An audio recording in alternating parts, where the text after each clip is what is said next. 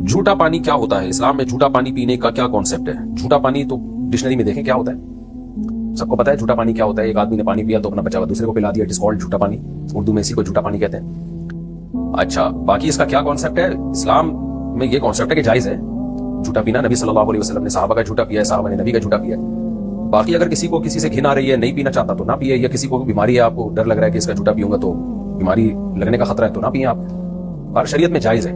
اور یہ اس کا تعلق اس سے بھی ہے کہ آپ اپنے ریلیٹو کا جھوٹا تو پی لیتے ہو، اپنے بچوں کا، میاں بیوی ایک دوسرے کا جھوٹا پی لیتے ہیں، ماں باپ اولاد کا جھوٹا پی لیتے ہیں، اولاد ماں باپ کا جھوٹا، کیونکہ سب گھر میں ایک ساتھ رہتے ہیں، سب کو سب کے دانتوں کی رپورٹیں پتہ ہوتی ہیں۔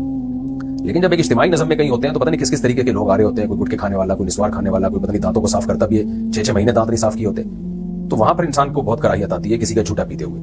تو ایسے موقع پہ جب آپ پانی پئیں تو گلاس میں بچائیں ہی نہیں، اگلے کو آزمائش میں نہ ڈالیں، پورا پانی پی کے یا جو بچ گیا اس کو پھینک دیں، کیونکہ ہو سکتا ہے سامنے والے کو آپ کے جھوٹے سے یا آپ کو سامنے والے کے جھوٹے سے تکلیف ہو۔ تو آج کل لوگوں میں صفائی دانتوں کی بہت کچھ لوگ کرتے بھی ہیں لیکن بہت سے نہیں بھی کرتے، پھر انسان کو گھن آتی ہے ان کا جھوٹا پیتے ہوئے۔ بہرحال شریعت میں جائز ہے، اس میں کوئی شرعی طور پہ قباحت نہیں ہے، میڈیکلی وہ پھر ڈاکٹر بتائیں گے آپ کو۔